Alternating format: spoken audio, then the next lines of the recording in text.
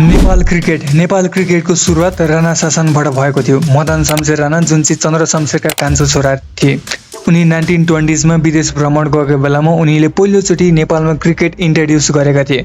तर त्यो समयमा के समस्या थियो भने राणा परिवारको बीच मात्र त्यो क्रिकेट खेल्ने चलन थियो रे। र बिस्तारै नेपालमा क्रिकेट इभल्भ हुँदै जाँदाखेरि, इन्डियाको प्रभाव पर्दै जाँदाखेरि 1946 मा चाहिँ नेपाल क्रिकेटमा एउटा सङ्घ बन्यो। त्यो सङ्घको नाम चाहिँ क्रिकेट एसोसिएसन अफ नेपाल राखियो। 1968 मा आइसिसी मेम्बर भयो भने 1988 मा चाहिँ क्रिकेट एसोसिएसन अफ नेपालले चाहिँ एसियन क्रिकेट काउन्सिलमा जोइन भएको थियो। तर यो भिडियोमा हामी 2014 टु 2025 को डेकेड्स र आउने 2025 टु 2035 को डेकेड्ससम्मको कुरा गर्छौँ। फ्ल्यासब्याकमा जाउँ है त। नेपाल क्रिकेटमा 2014 देखि 2025 को डेकेड्ससम्म आउँदाखेरि पारस खड्का, ज्ञानेन्द्र मल्ल, सन्दीप लामिछाने, दिपेन्द्र सिंह आर्य, रोहित कुमार पौडेल जस्ता लोभलाग्दा प्लेयरहरू पाएको थियो। 2014 देखि 2025 को डेकेड्ससम्म आउँदाखेरि नेपालले 2टा वर्ल्ड कप खेल्ने मौका पाएको थियो। 2014 मा पारस खड्काको नेतृत्वमा वर्ल्ड कप खेलेको थियो भने 2024 मा चाहिँ रोहित कुमार पौडेलको नेतृत्वमा खेलेको थियो।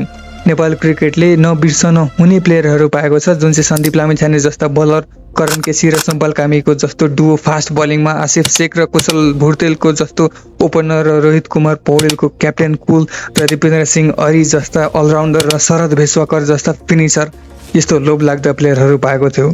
तर अबको नेपाल क्रिकेटको भविष्य चाहिँ को त? भिडियो अगाडि बढ्नुभन्दा अगाडि यदि तपाईहरु यो च्यानलमा नयाँ आउनु भएको छ या सब्स्क्राइब गर्नु भुल्नु भएको थियो भने सब्स्क्राइब गरिदिनु होला है त। चाहे यो भिडियोमा 200 भ्युज आओस् या त 100 भ्युज आओस्, त्यो मध्ये पनि तपाईहरुले 20 जनाले मात्र सब्स्क्राइब गरिदिनु भयो भने मलाई 50 वटा भिडियो बनाउने मोटिभेसन मिल्छ।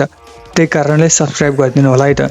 यो भिडियो बनाउन एकदमै मेहनत लगाएको छ हाम्रो टिमले। ओके, सब्स्क्राइब गरिदिनु होला। Okay, let's back into the video. Nepal क्रिकेटले 2015 देखि 2025 को डेकेडसम्म आउँदाखेरि एकदमै बवाल प्लेयरहरू पाएको थियो। 2025 देखि 2035 को डेकेडसम्मले चाहिँ को त? अबको 2025 देखि 2035 को डेकेडसम्मले कस्ता प्लेयरहरू आउलान् त नेपाल क्रिकेटमा? यो बुझ्नुभन्दा अगाडि हामीले डोमेस्टिक प्लेयरहरूले डोमेस्टिक लिगहरूमा कस्तो पर्फर्मेन्स गरिरहेका छन् त्यो बुझ्नुपर्ने हुन्छ। डोमेस्टिक लिगहरूमा पनि धेरै प्लेयरहरूले चाहिँ राम्रो पर्फर्मेन्स गरिराख्दाखेरि पनि हामीले त्यस मध्ये चाहिँ राम्रो प्लेयरहरू सेलेक्ट गरेका छौँ। डोमेस्टिक लिगहरूमा पनि राम्रो पर्फर्मेन्स गरिरहेको, एकदमै कन्सिस्टेन्टली पर्फर्मेन्स गरिरहेको प्लेयर शेर मल्ल, उनको त नामै भुल्यो भने पनि हामीले अपराध लाग्न सक्छ। उनी एक अलराउन्डर हुन् र उनी लेफ्ट ह्यान्डेड ब्याटर र उनी एक right arm off break spinner गर्छन्। उनी बलिङमा त शेर मल्लको जति तारिफ गर्यो त्यति नै कम होला। एनपीएल को पर्फर्मेन्समा पनि एकदमै कन्सिस्टेन्टली र रिसेन्टली डोमेस्टिक पर्फर्मेन्स हेर्दा पनि उनको ब्याटिङमा नि लोअर अर्डरमा आएर बिग हिटिङ हान्ने क्षमता राख्छन्। भने Yuvraj Khatri, rising cricketer of Nepal, उनी लेग स्पिनर हुन्, कर्णालीबाट खेल्छन् र अन्डर 19 मा पनि राम्रो छाप छोड्न सफल भएका प्लेयर हुन्। एसिया कपमा पनि राम्रो पर्फर्मेन्स गरेका थिए। उनको सन्दीप लामिछानेको जस्तो एक्सन भएको हुनाले उनलाई चाहिँ नेपाल क्रिकेटको नेक्स्ट सन्दीप लामिछाने पनि भनिन्छ। अर्को त बिर्सनै नहुने नाम रहेको छ दिनेश अधिकारी एके आछामी एक्सप्रेस। कर्णाली प्रदेशबाटमा जन्म भएर कर्णाली प्रदेशबाट नै खेल्छन्। उनी एनपीएलमा लुम्बिनी लायन्सबाट खेलेका थिए। दिनेश अधिकारी एक अलराउन्डर मिडियम फास्ट बलर हुन्, राइट ह्यान्डेड ब्याट्सम्यान र उनी लोअर अर्डरमा आएर चाहिँ एकदमै बिड हिटिङ हान्ने क्षमता राख्छन्। उनी एनपीएलमा प्रुभ गरिसकेका प्लेयर हुन्। दिपेन्द्र सिंह आर्यलाई चाहिँ फर्स्ट ओभरमै आएर 4 छक्का हानेका थिए।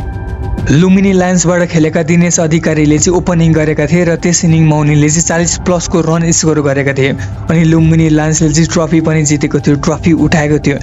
एनपीएल पछिको डोमेस्टिक लिगहरूमा पनि दिनेश अधिकारी राम्रो पर्फर्मेन्स गरिरहेका छन्।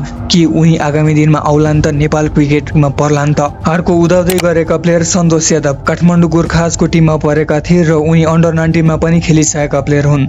लेफ्ट ह्यान्डेड ब्याटर र लेफ्ट ह्यान्डेड स्पिनर हुन्। उनी